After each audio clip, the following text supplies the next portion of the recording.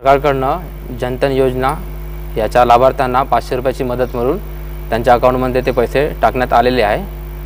तरी त्यांना बँकेमध्ये खूप सारा त्रास सहन करावा लागत आहे, जसे की लाईनीमध्ये उभे राहणं आणि गर्दी वगैरे।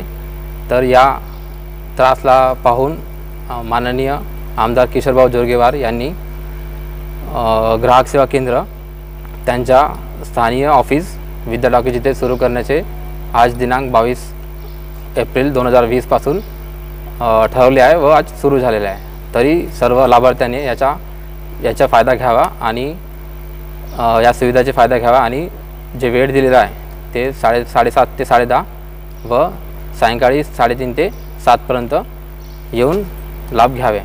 नमस्कार।